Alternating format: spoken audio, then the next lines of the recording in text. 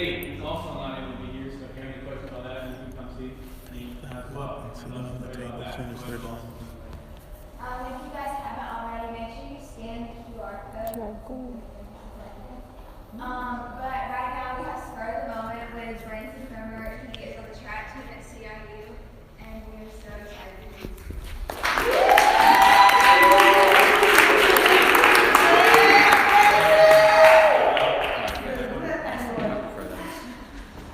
All right, cool.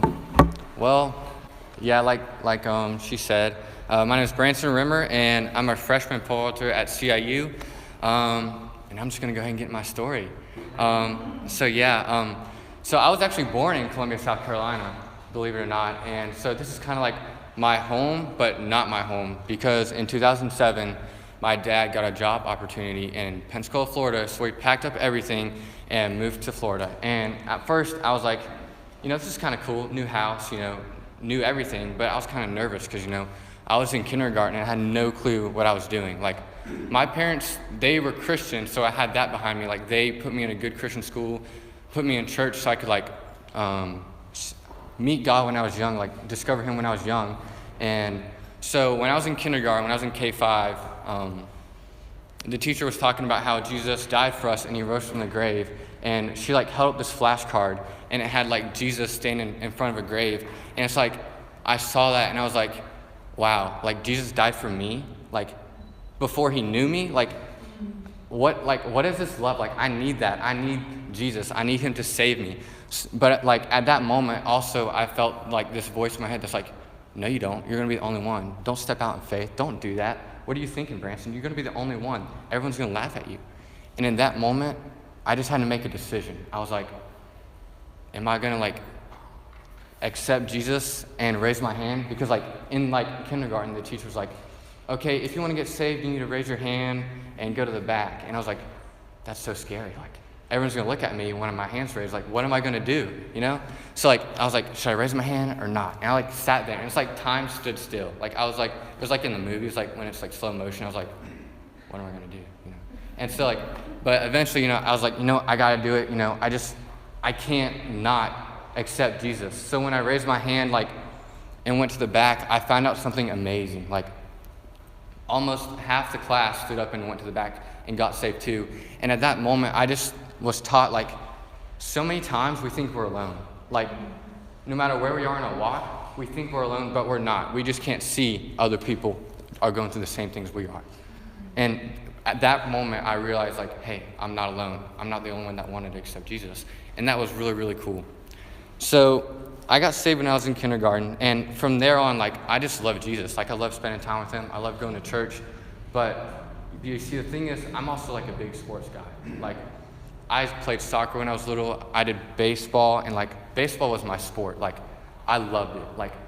I want to be in the MLB. I was like, you know what? I'm gonna play baseball. I'm gonna go to the MLB. I'm gonna be a first round pick, and I'm gonna be inducted into the Hall of Fame. It's basically said and done. And with that mentality, I put baseball above God. And it's at that moment when I did that everything just was put on hold. Because, growing up in church and getting saved at a young age, I had met with God, and I was taught to read my Bible. And it was weird. It was I knew God was calling me for something bigger, bigger than myself. But at the same time, I was like, okay, God, that's awesome. You're calling me to something bigger, but I don't want to do that. I want to play baseball, I want to do this. I'll give you this part of my life and this part of my life, but baseball, that's me. You can take a bench, you can sit on the bench when I play baseball. That's what I'm going to do. So that's the mentality I had all the way up until my freshman year of high school. So freshman year, small Christian school, there's not a lot of good baseball players there. I'm looking to make varsity. I think I'm a big shot, I'm just going to walk in there, make varsity. Turns out I got put on JV, but I was like, you know what? It's cool. People have gotten moved up in the middle of the year. I'll get moved up. No big deal. I'm a stud. Yeah. Shows you how prideful I am. But so third game of my freshman season, I got hit in the knuckle, broke my finger, and it was I was walking back to the dugout, and at this point in my life, I'd been struggling with God so much because I'd fallen in love with him to the point where I was meeting with him, and he was like nagging at me like, give me 100% of your life. And I was like, no, God, I can't give you baseball. Like, that's like what I want to do. You know, I want to go to the MLB. I want to live my life. And, okay, so let's say I don't go for baseball. Like, what else am I going to do? So I had like a backup plan before like I would trust God, you know, like some of us do sometimes.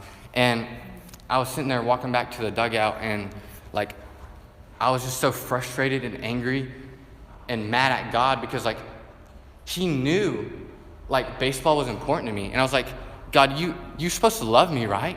Like, why would you do this to me? Like, I wanted to play baseball so bad, but he just took that away from me because I knew it was broken. I knew it was. Like, you know when you break something, it's like, oh yeah, that's broken. That was me. And I was like, so like, had so much anger and just frustration built up. Like, I was sobbing going back to the dugout, and everybody was like, dude, it's just a broken knuckle, you're fine. But like, that's not why I was crying. Like, that I wasn't crying because my season was over. I wasn't crying because it hurt. I was in tears because I was struggling with God, and I was so mad at him for doing that, and it just kind of broke me, like, and it made me realize, like, I need God. Like, I can't just be halfway. Like, he's going to keep chasing me no matter what. He's going to keep coming after me. No matter what I did, he was always going to keep nagging at me and calling me. And so at that moment, I just took that time while I had my cast on, you know, throughout like the time that my knuckle was broken. And I was just like, took that time to like slowly like talk to God and like be like, okay, God, like struggling with you, this isn't gonna work. Like, I know that if I keep fighting with you like this, God, eventually I'm gonna come to a crossroads and I won't be able to go back. And so it was like during that time that I realized, okay, God, I need to give you 100%. So what I ended up doing after that is I just was like, okay, God, you can have it all. You can have my life. And the crazy thing is, like, I don't know. I started like reading my Bible, falling in love with Jesus, and then junior year rolled around, and I got the opportunity to start and try out pole vault because, like, for those of you who don't know, my family has a lot of pole vault history. My grandfather got a full ride to Indiana. My dad got a full ride to USC, and my brother was being recruited to go to CIU for pole vault. And so like they knew how to do it and everything. And my dad was like, you know, junior year, there's not a lot of people on the track team. You might be able to go to state or go do something later. You know, it'd be cool to do. I was like, well, you know, I think I might want to do that. It seems kind of cool, you know, getting on a pole and almost feeling like you're gonna die. That seems kind of cool. So I was gonna do that, and at first it was just like, oh yeah, it was on the side. You know, I focused on baseball. I focused on God. And then, like, I did baseball because I was, like, trying to still go for baseball, you know, but, like, go for the purpose of, like, if God wanted me to go, you know. It was, like, different. But I just kind of, like, did pole vault, like, every other weekend, like, every other Saturday. I didn't spend a lot of time at it at all. And then after my junior year, like, my brother was being recruited by CIU, and I just started talking to the baseball coach, and it was, like, a new program. So I was like, God? You know, I was like, is this my like way to like go to a Christian college for you and like pay for it and stuff? And it was like, I was like, maybe he wants me to go for baseball. Like maybe he will use that, you know? And then so I was praying about it, and like at that moment I had like been praying about like it for like a year, like where he wanted me to go to college. And he told me, it was so funny. He was like, he called me to CIU and he was like, I'm gonna get you to CIU, but in a way you're not gonna expect it. And then I knew that going into like talking to the baseball coach, and I was like, well, I wasn't expecting to go to college for baseball, so this has to be the way. Like an unexpected way for me to go to college, you know? Like I was like, I mean, God, you're awesome. You got it all figured out. So then that summer going into my senior year, I was like, you know, in the cage, putting in the work, you know, getting better. But also I did pole vault the whole summer just because, like, you know, 4 seniors were going to be gone. I was going to be the best pole vaulter at my school. I could have the opportunity to go to state and actually win. I was like, I'm going to do that. You know, that'd be pretty cool, like, to say, like, one state as, like, a pole vaulter, you know? So, like, I was doing that over the summer, too.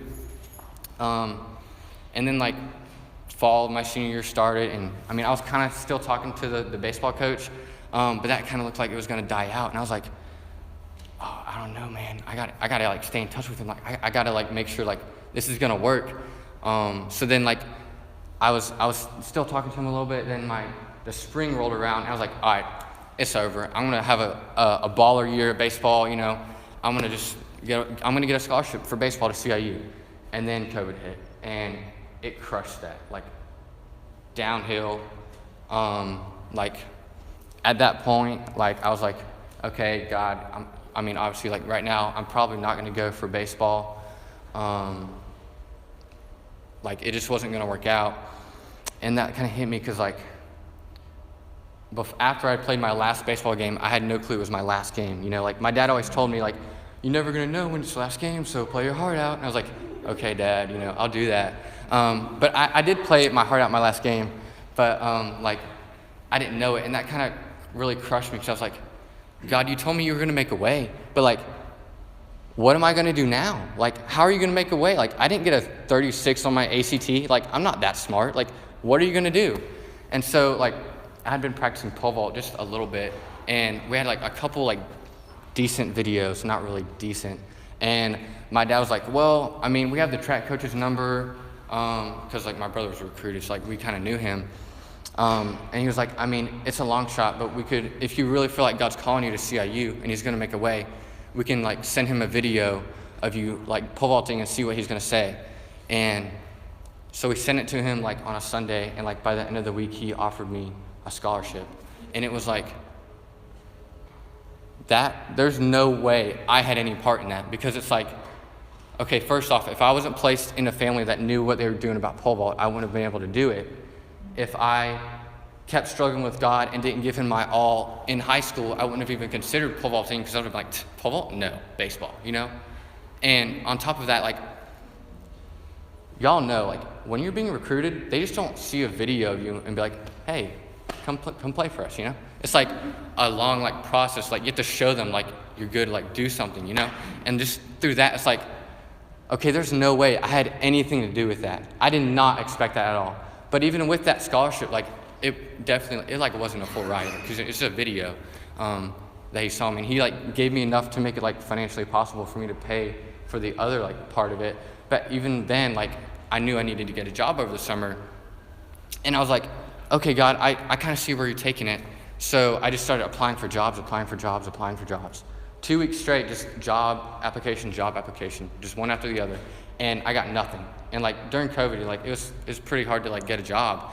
And I was like, God, I know, like, you've made a way for me to go. This is definitely you. Like, it's nothing I did. But, like, why can't I find a job? And I sat there and I was like, you know, I prayed about where I wanted to go to college, but I didn't pray about the job that I needed.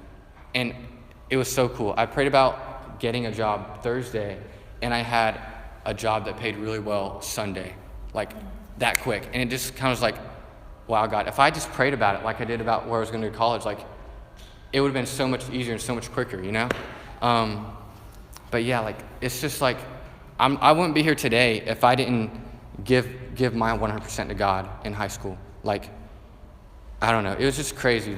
How I got here, there's no way it was anything I did. Like, because literally, like, it's just crazy, you know? Like, I shouldn't be here right now. I really shouldn't. Like, there's no way I'm here other than the grace of God, you know? But just the takeaway I want you to have from my story is this. There's this guy, his name was Jonah. God called him to go preach to this people. And he was like, I don't want to go preach. I'm going to run from you, God, because, you know, you can outrun a God that's everywhere, you know, knows everything. But, I mean, whatever, yeah. So he got on this boat, was running from God, and then God sent a storm, and the people were like, whoa, there's a storm.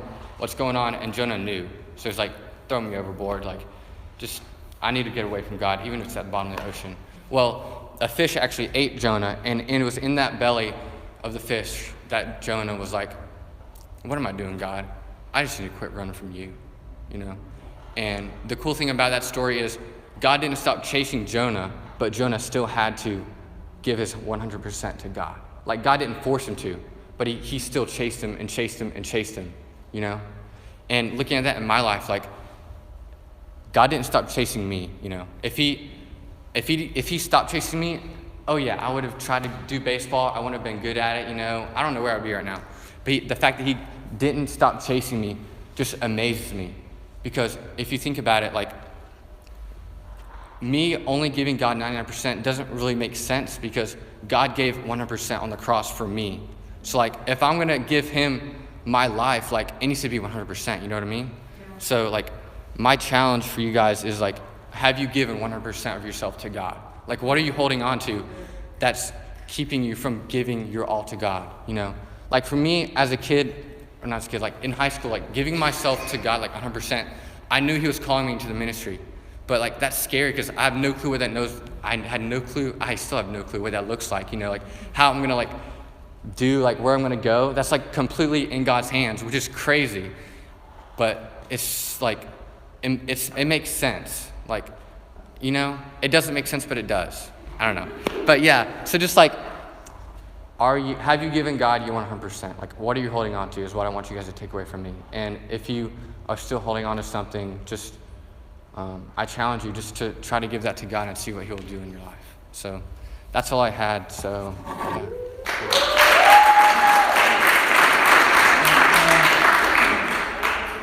Thanks, guys. Can you give it up for Branson one more time?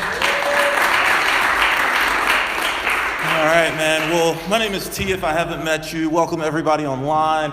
This night is about to get even better because the guy we have coming in to speak tonight is going to bring a word. If you were with us this summer, you got to hear him once this summer, and I'm so excited to have him back. He's going to absolutely kill it. He's the pastor of Radius Church downtown, and he used to be on staff with FCA. He was the Furman College Director for FCA, I believe. So this is home for him, and I want you guys to help make it feel like home. Can you welcome Scott Shuford up here to the stage?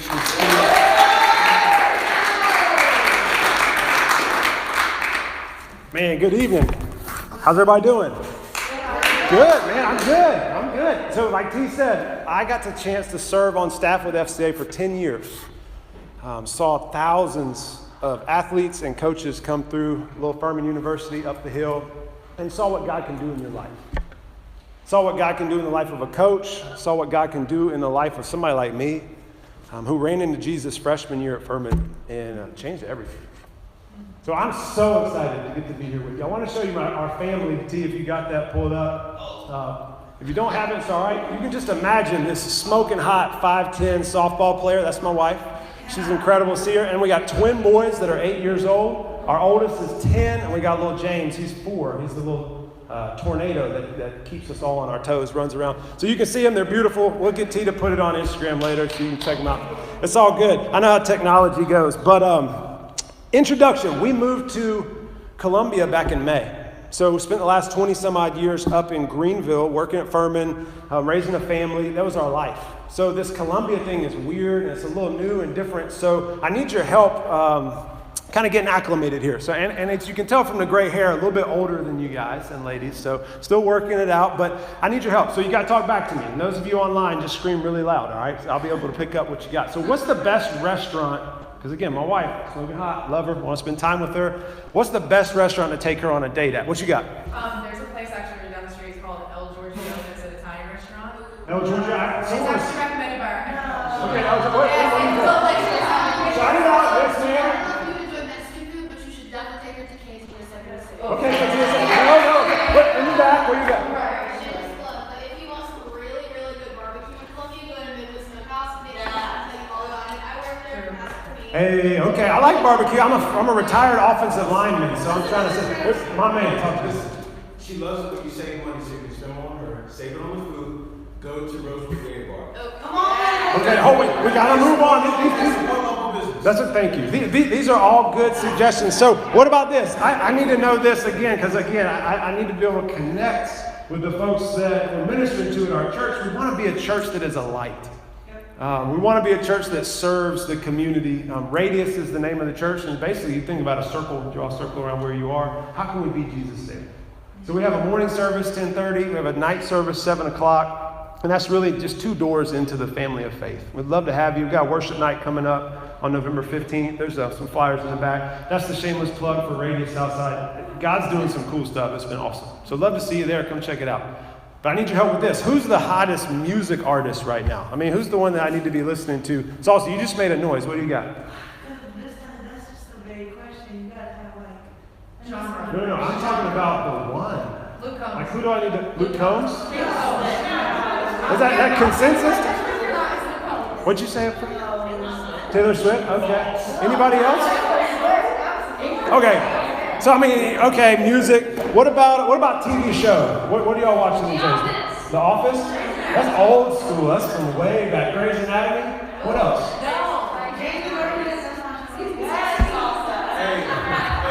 The Chosen. The Chosen. Oh, there they are. What's up?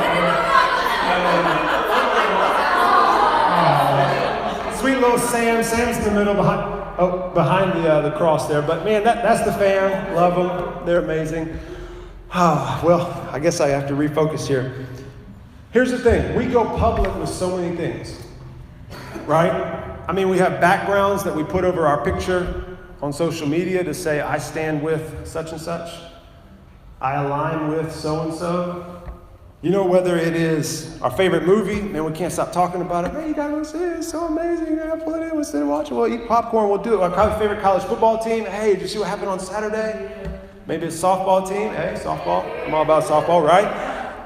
Maybe it's racial inequality where we take our stand and we say, man, I'm going to be a part of this. Maybe it's voting. And I've seen so many pictures online of I voted, right? Like, you got to go vote. I voted. It's kind of this like, there are these things that are really important and we're so quick to broadcast those, right? But all of those are temporary. Like, none of those are going to last forever.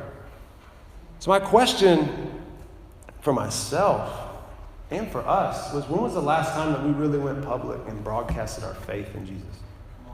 Right? That we were that excited about, man, let me tell you about what I did with Jesus today. I was telling my friend the other day, man, like if somebody took a selfie, man, I had a quiet time today by the lake, you know, I mean, so many people, I voted, I did my duty. Where are we when it comes to really just being bold about sharing our faith and about what's important to us? The Bible calls us ambassadors. It says we should be people that carry the flag of Jesus into wherever he's put us. But why don't we do that? So just real quick, I want to spend some time thinking about that. And that question, why don't we? I just had to look in the mirror because I'm just like y'all. Man, I've been right where you are, played college football. I know the time it takes to invest in that. I know how tight relationships can get. My family, there's folks in my family who love Jesus. There's folks in my family who are lost. There's folks in my wife's family who are lost. Man, like, I get it. We're like, all this comes together. So for me, why am I largely silent on these things at times? Is one, because I'm scared, right? I'm scared of being judged. I'm scared of what she'll think. I'm scared of what he'll say. I think there's been times where I felt inadequate. If I didn't have the right answer, well, what if they start asking me about where the Bible came from and how do I believe that it's fact and is it something we can be accepted as historically accurate, or what about these two creation accounts? I mean, you know what I mean? Like why don't we speak up? Is because what if? And I think the last thing, and this is the scariest part, is I think it's not that exciting to us. Like there's times where it's just, we're not that passionate about it. It's not that big a deal. You know, I was baptized when I was younger, and I go to church on Sunday, but, you know, whatever. I'd rather talk about Carolina football, right? Man, let me tell you about this restaurant. That was a setup, by the way. Thank you for the restaurants. My wife will thank you in the future. But I wanted to read a story to you, Mark chapter 5. If you have your Bibles, open up. It's Mark chapter 5, verse 5. And while you're going there, I'm going to set it up. This is Jesus and his disciples. They just crossed over the lake. Jesus showed them how powerful he was over the wind and the waves, and it was incredible. And they show up to this place that is a foreign territory to the boys that he's discipling and leading. They called it the other side of the lake. Mama didn't want you going to the other side of the lake. When you grew up, she'd say, listen, baby, don't ever go to the other side. Don't cross over, you know? Like this was rough country. And Jesus brought his disciples over in the boat. And this is what they encountered. Mark chapter 5. I'm reading from the NLT. So they arrived at the other side of the lake in the region of the Gerasenes. When Jesus climbed out of the boat, a man possessed by an evil spirit came out from the tombs. So they had a graveyard there. He popped out of the tombs to meet them. This man lived in the burial caves and could no longer be restrained, even with a chain. They tried to lock dude up and they couldn't. I mean, he just kept breaking out. He had this supernatural power about him.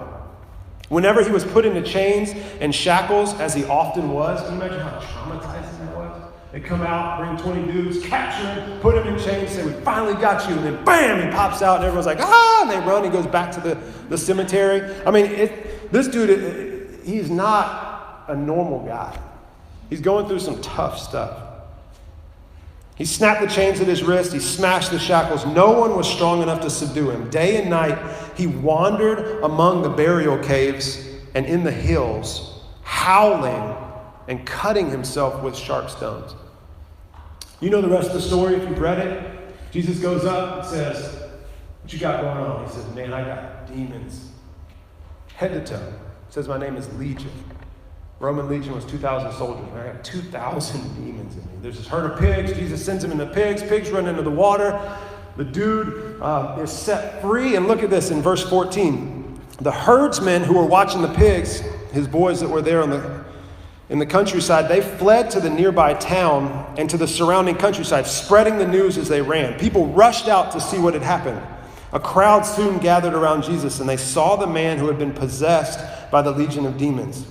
He was sitting there fully clothed, which means he had been naked before, man, just running around crazy, screaming, cutting himself, blood, mud, dirt, long, scraggly hair. He was sitting there fully clothed and perfectly sane, and all the people were afraid. They're like, oh my goodness, I know Steve, and that ain't Steve anymore.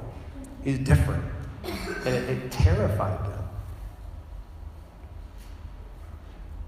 Then those who had seen what had happened told the others about the demon-possessed man and the pigs, and the crowd began pleading with Jesus to go away and leave them alone.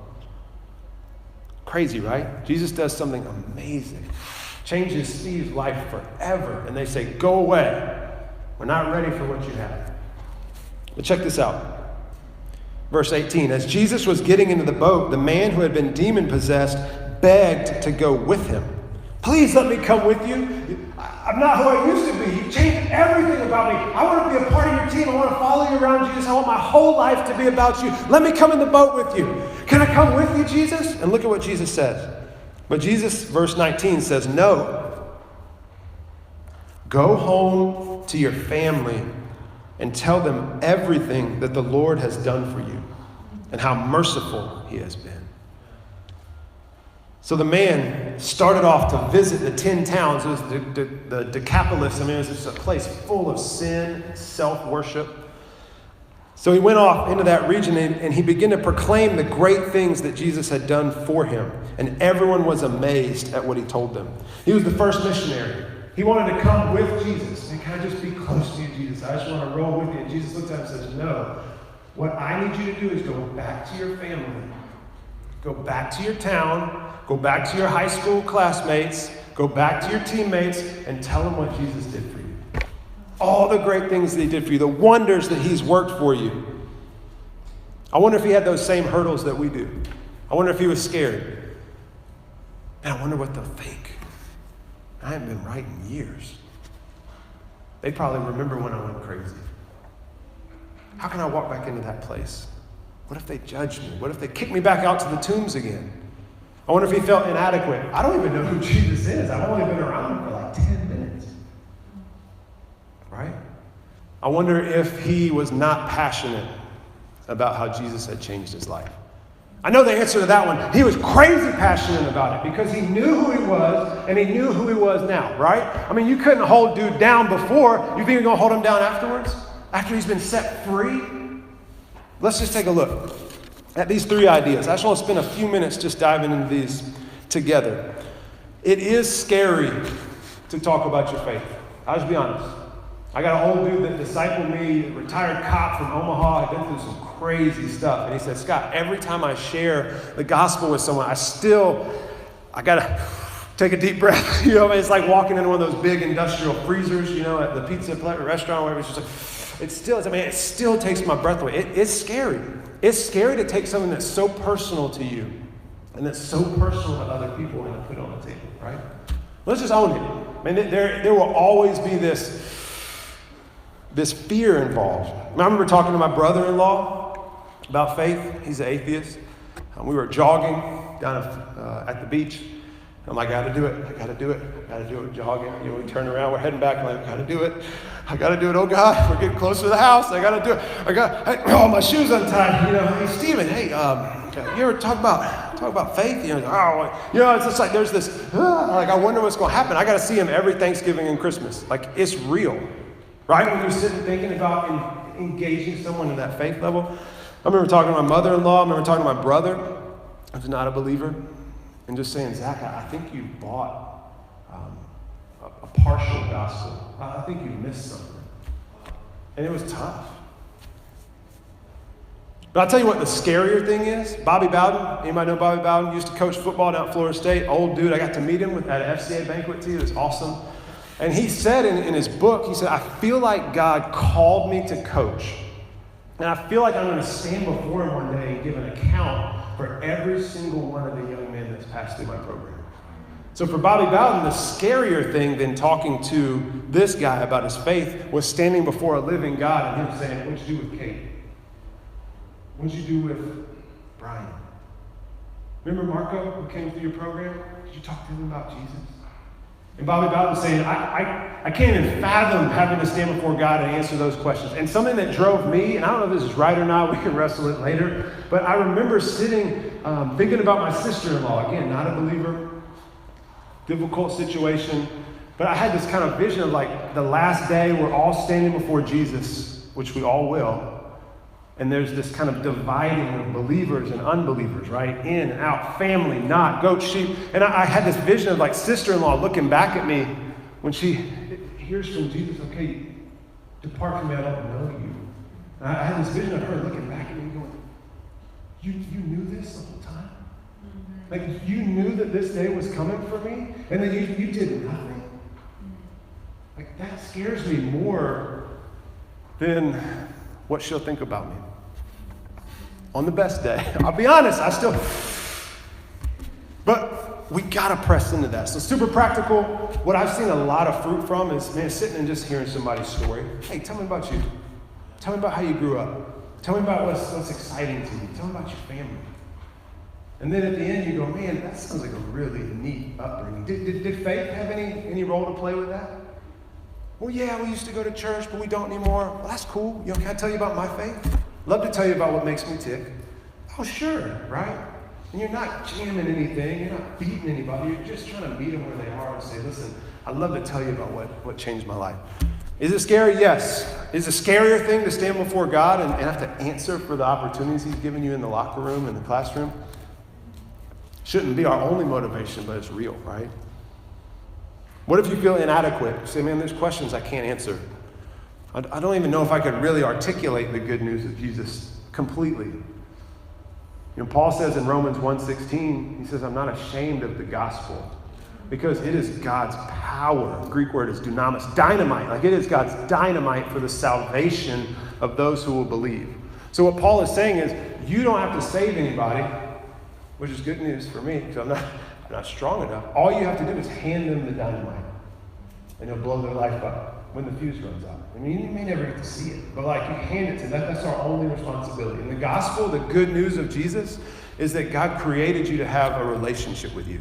That's why he made everybody on planet Earth, was to know you and to walk with you and to love you and to use you as his son and his daughter to push his message forward. But because of our sin, our choices, our thoughts, our words, it puts a barrier between us and God. I was stuck. Couldn't control, alt, delete it. I couldn't undo it. It was just like, nope, stacked up. I'm older than you, so I got more tables stacked up between me and God, right? But Jesus came because he loves you, and he said, I will pay for all of this forever. I'll wipe it away so that there'll be nothing between you and the Father. The door's open. The battle has been won. Oh, by the way, Jesus didn't stay dead. Amen. 3 days later, bam! He pops out of the grave and says, nothing can hold you. No addiction, no family history, no struggles, no things that you used to do. He's like, man, it is done. And the good news is that he invites us into a relationship again. And then we get to walk it out. And one day he's coming back, y'all. It's going to be awesome. Or I'm going to go to see him. That's going to be awesome too. So here's the thing. That's the gospel. You know it. Stop telling yourself you don't. Stop saying, I wonder if there's more. Read the whole Bible. There's not more. It goes deeper and it's more colorful, but that's it. That's the bones. You can hand that off. Don't be scared. You have what you need. God's Spirit is in you. You have what it takes to pass it on. Last thing that I feel like keeps us from talking about things of faith is that we're just not passionate about it. It's not that big a deal to us. It's like, yeah, it's a part of something that was big in my life back in the day, or it's just a part of my Sunday mornings or so whatever. But this guy that Jesus cast the demons out of, man, like I was that guy. I got exposed to pornography when I was 6, and it ate my lunch for 12 years. I was just talking to Max beforehand, and man, freshman year at Furman, Jesus set me free. Like 100% free. It's been 17 years and it hadn't even been a part of my life. I'm not who I used to be. And I can't not tell you about it. Because every day now, I get to get out of bed, put my hand in the Father's, I get to walk with Him, and He coaches me, and He teaches me, and He loves me, and He's transforming me every day. And I am passionate about Him, and I love Him, and I know that He loves me. Because of what Jesus did on the cross, and because of the fruit I've seen in my life. And if that's the case, I know we're going to talk about the things that we love. Y'all couldn't wait to tell me about restaurants and music because you're passionate about it. You love it. If you love Jesus, like, how could you not talk about it? Man, let me tell you about it. Man, I kept telling you about my wife because, man, I stinking love her. She's amazing. And if you love Jesus, it has this way of just bubbling out of us, right? And if we're not passionate, maybe you don't know Jesus. If you're saying it's not that big a deal to me, I don't burn to tell people about Him, maybe you don't know Him. Maybe He hasn't completely set you free. And tonight could be the night you get to know Him, that you fully surrender, that you set it down 100%, right, Rance? Man, the night where you just say, Jesus, take all of me. He asked me, I felt like freshman year, he said, Scott, I want to marry you. Which is kind of weird, big 300-pound offensive lineman, but he's like, man, I want all of you. Yeah, but you know about he's like, I know. Yeah, but you know I'm gonna, he's like, I know. He's like, I want all of you. And it changed my life. So maybe you don't know Him. Maybe you should get to know Him. No better place to do it than here, right? Or maybe you've forgotten what He's done for you. And you just kind of gotten bored with it. No better place to stir it up than here. This wouldn't be an issue talking about Jesus if everybody knew Jesus, right? We wouldn't have to talk about it. We'd just kind of be high-fiving each other all the time. But I was in Panera Bread today, kind of pretending to do work and eavesdropping on this guy at the table next to me. Him and this girl were talking. And I've been in a college football locker room. So I've heard some stuff. Nothing surprises me. But when I hear a dude talking to this sweet little girl and he's saying these words, and I'm just like, oh, Jesus, like, come back right now. Help me. Because y'all you know where we are. You know how high the stakes are. Y'all online, you know what's going on where you are. It wouldn't be an issue if we were in heaven already. But we're not. Talk about being a light, we need to be lights. So I want to share a story and then we'll close. Back in 1944, the Japanese army dropped a guy named Hiro Onoda off on an island in the Philippines. He was a Japanese intelligence officer. They dropped him off with a couple other dudes and they said, listen, we're fighting a war against the Americans. I mean, it's World War II, right? So they dropped him off in the jungle and they said, keep fighting until we tell you the war's over. And guess what that dude did? He fought for 29 years after that. They kept trying to tell him the war was over. Hero, the war is finished. He's like, you're lying to me. I don't believe you. This is propaganda. So he kept fighting all the way up until 1974. So he lived in the jungles, wore his same uniform. They have a picture when they found him. Same uniform, 30 years old, same hat, same gun. He kept it in working order. I mean, he ambushed a couple people in the jungle. He actually killed a couple folks because he's still fighting a battle, right? But here's what they had to do. They had to find his commanding officer and fly him to this island because he was the only one that Hiro would listen to. Because everybody else, they didn't have a path into his heart. Everybody else who told him the war was over, he's like, nah, you lying to me. And then he disappeared back into the jungles. But when they flew in his commanding officer, he said, listen, hero, well done. But the fighting ceased. Romans 10 says this, verse 13 through 15. Everyone who calls on the name of the Lord will be saved. But how can they call on him to save them unless they believe in him? And how can they believe in him if they have never heard about him? Good question, right? And how can they hear about him unless someone tells them? And how will anyone go and tell them without being sent? So, champions, FCA is sending you. Your leaders here tonight are sending you. But more importantly, guess what? And God is sending you. God is sending you into the jungle of your locker room, your classroom, your apartment, your family at Thanksgiving. I mean, he's sending you, and you could be the only one that has the key to tell the people that you love that the battle is over. And Jesus won the victory. And there's so many people that are still fighting, trying to prove themselves, trying to undo what they've done. But you could be the one that would unlock their heart and be able to hand them the truth about Jesus. Right? Crazy thing, Jesus goes back to that city where the guy with the demons was. He goes back there in Mark chapter 7, and there's such a large crowd when he shows up. I mean, he shows up and they start running to him, and they bring this deaf guy. They bring these people that are hurt, because guess what? Guess what that guy did when Jesus said, go back to your city and tell them about me? Guess what he did? He did it. I mean, golly, right? Like Jesus would say, go tell people about me. And he actually did it, and it changed everything. So I want you to be encouraged. This is not a beat down. This is a call to take what has transformed your life, and let's give it away courageously. Let's give it away freely, and let's watch what God will do, right? Let me pray for us. Father, thank you for sending Jesus.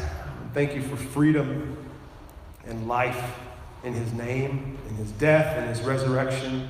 And God, you have set us free. Sin has been paid for, it's been taken away forever, and we get a chance to walk with you. And that invitation is open to the whole world. It is finished, Jesus said. God, give us the courage, give us the wisdom. Holy Spirit, lead us into strategic places where our voice is the one with your power in it that can unlock hearts. So God, thank you for using us. Thank you for setting me free. Thank you what you're doing here with FCA. Keep it up. Light a fire that can't be contained. We pray in your name, Jesus. Amen. Come on, guys. Give it up for Scott. He always brings such a good word. He's probably one of my favorite people to bring and speak. Such a call, man. I appreciate it. And we need it right now. Because there's so many people out there who need to know about Jesus. But you said something that really stood out to me. You said sometimes people don't share Jesus because they don't know him. And it's hard to introduce someone to someone that you don't know. Like, I know a lot about LeBron James. I can tell you he's from Akron, Ohio. I can tell you he's number 23. He played at St. Vincent, St. Mary's, grew up in a single-parent home, got drafted by the Cavs, he skipped college. I can tell you a lot about him. But if LeBron walked in this room and I said, hey, LeBron, he would have no idea who I am. You see, I know a lot about LeBron, but I don't know him personally. And I just can't move on, because if somebody's here tonight, you know a lot about Jesus, but you don't know him personally, then this message that was amazing, but if he just shared that great message, it's hard for you to go out and tell people about Jesus when you don't know him. So right now, I just want to take a second. Everybody in this room, everybody who's watching online, if you don't know Jesus, why would you wait? Tonight could be the night that you actually meet him and you give your life to Christ. So I'm just going to ask, just right now for a moment, everybody in this room, if you could just close your eyes. This is a private moment. Everybody who's online right now, Scripture says that we can search our hearts. Search your heart right now. Do you know Jesus? Have you surrendered everything to him? If you haven't and you're online and you're saying, man, I want to give my life to Christ, just type in the chat. Ashley would love to talk with you. And if you're in this room right now and you're saying, I don't know Jesus, I can't go introduce him to other people because I don't know him, man, just throw your hand up and wave at me. I just want to be able to pray with you. I just want to be able to personally pray and lead you to Jesus. And it's the best decision that you'll ever make. I saw that hand in this room. Is there anybody else? Is there anybody else online who's saying, I'm ready to give my life to Christ? Type in the chats. Trust me, Ashley will get your contact info and we'll follow up with you. But for the sake of the person who's praying in this room tonight and who's praying online, can everybody just repeat after me? If you're online, you can say it right where you're at, but just repeat after me. Dear Jesus, thank you for dying on the cross for me. I admit that I'm a sinner and I need you in my life. I ask that you would forgive me of all of my sin, past, present, and future. I surrender my life to you, and I embrace the great plans you have for me. Thank you for making your home in my heart. It's in your name. Amen and amen. Can we celebrate the one person in this room?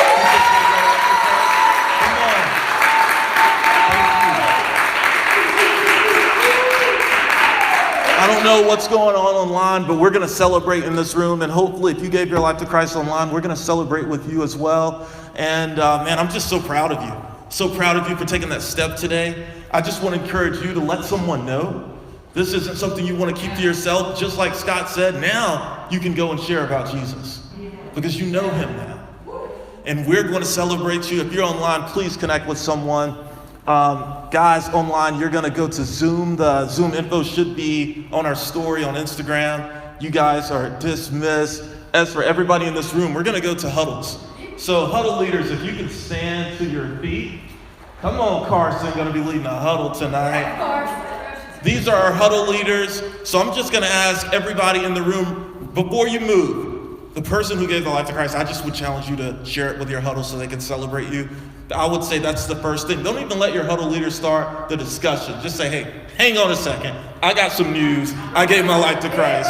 Yeah, I'm going to let you finish, but...